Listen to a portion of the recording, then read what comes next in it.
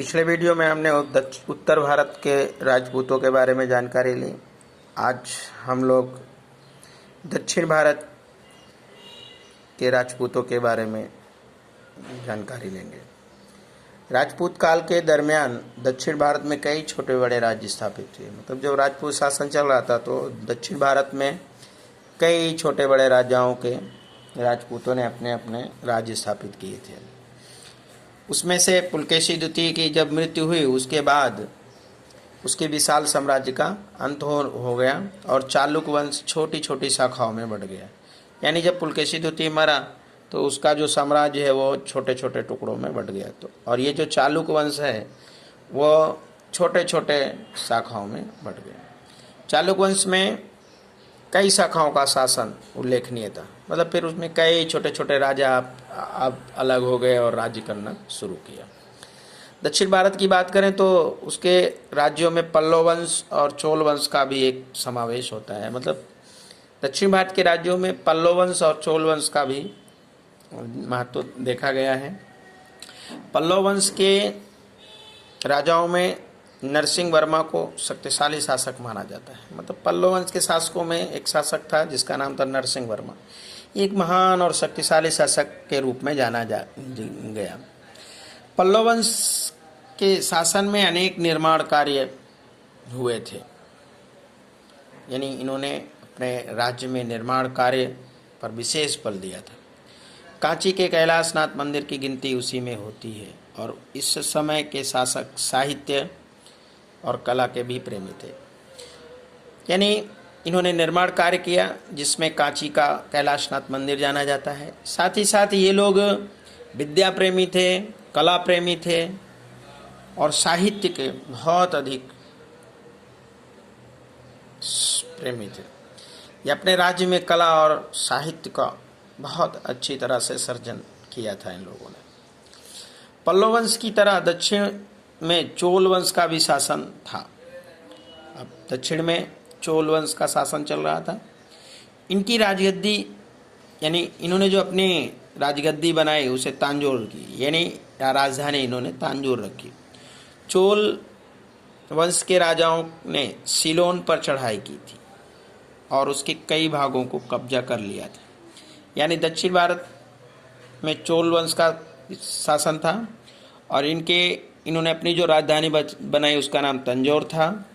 साथ ही साथ इन्होंने सिलोन आज के श्रीलंका पर चढ़ाई की और उसके कई भागों को इन्होंने अपने अधिकार में ले लिया। चोल वंश के शासकों के पास शक्तिशाली नौकादल था। यानी इनकी सबसे बड़ी ताकत क्या थी? नौकादल। ये अपने नौकादल के भरोसे समुद्र के आसपास के देशों पर चढ़ाई करते थे और वहाँ पर अपना विजय रथ स्थापित करते थे। राज प्रथम ने राज्य प्रशासन की सुंदर व्यवस्था की थी। उसने जमीन पर परसिमन और स्थानीय स्वराज की शुरुआत की थी। यानी इनमें से एक राजा था राज। इसने अपने प्रशासन को बहुत ही सुव्यवस्थित ढंग से नियोजित किया और उसकी जो जमीन यानी अपने उसका जो जमीन का परिसीमन था, जमीनी भाग, उसका बहुत अच्छी तरह से सीमा का रक्षा किया और सारी व्यवस्था बहुत ही व्यवस्थित ढंग से की। स्थानीय स्वराज की शुरुआत की। यानी उसने स्थानीय स्वराज्य यानी स्थानीय स्तर पर लोग अपना राज करें ऐसी व्यवस्था का उसने शुरुआत किया। ये राजा राज प्रथम था। इसने अपने आसपास की जो क्षेत्र थे उसका बहुत ही अच्छी तरह से देखभाल किया।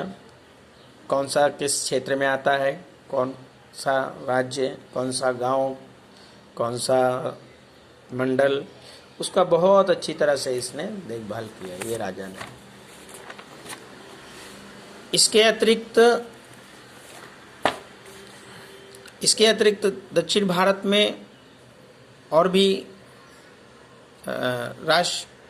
राजपूत हुए जिनमें राष्ट्रकूट, चेर वंश, पांड्य वंश ये बहुत ऐसे शासक थे जिन्होंने अपना शासन किया था। इस समय यानी इस तरह राजपूत काल के दौरान सारे भारत के छोटे बड़े भागों में विविध वंश शासन करते थे। मतलब देखा गया कि इस समय भारत में चाहे उत्तर भारत हो चाहे दक्षिण भारत हो, अनेक प्रकार के राजपूतों ने अपना शासन किया हुआ था। एक दूसरे का प्रदेश जीतने के लिए उनके बीच लड़ाई होती रहती थी। इनकी आपसी लड़ाइयों के कारण ही इनके बीच एकता नहीं थी। आप देख सकते हैं कि ये जो राजा हैं, ये जो राजपूत हैं, ये एक दूसरे पर हमेशा आक्रमण करते रहते थे, यानी एक दूसरे के राज्य को हथियाने का हमेशा प्रयास किया करते रहते थे। इस वजह से इनके लोगों के बीच में हमेशा लड़ाई झगड़ा ही चलता रहता था और आपस में इनकी से कभी पटती नहीं थी। एक राजा दूसरे राजा को हमेशा बहुत ही भयंकर रूप से उस पर आक्रमण करने का विचार किया रहता था कि कब उसको नष्ट कर दे, कब नष्ट कर दे। राजपूत काल की शासन व्यवस्था और उस समय की सभ्यता और संस्कृति संबंधी जानकारी हम अगले प्रकरण में पढ़ेंगे। यानी राजपूतों की जो शासन व्यवस्था थी, उस समय उनकी जो सभ्यता, रीति रिवाज, उनकी संस्कृति, इसके बारे में जानकारी बच्चों आपको आगे के चैप्टर में दी जाएगी। यहाँ पर मध्यकालीन राजपूत वंश के शासक के बारे में कुछ जानकारी दी गई है। जैसे कश्मीर में उस समय उत्पल वंश के शासक राज्य करते थे। कामरूप जो आज के असम है, उसमें सालंब, हर्जर, वर्मा, वर्मा जैसे शासक राज्य किया करते थे। प्रतिहारों में नागभट्ट प्रथम, देवराज, मिहिर भोज, महेंद्रपाल जैसे राजा राज्य करते थे। गांधार यानी जो ये आपका अफगानिस्तान है, उसमें शाहिया वंश के शासक राज्य करते थे। बुंदेलखंड जिसमें चंदेलों का शासन था। शुरुआत में ढिल्लक यानी दिल्ली जो आज है, उसमें तोमर का शासन था। ये जो हमें मिला है वो संदर्भगत छोटू भाई नायक मध्ययुगीन भारत भाग 1 गुजरात यूनिवर्सिटी से ये लिया गया है। आपने देखा कि कश्मीर में उसमें उत्पल वंश के शासक राज करते थे। असम में सालब, हाजर, वर्मा, वनमाल जैसे शासकों का राज्य था।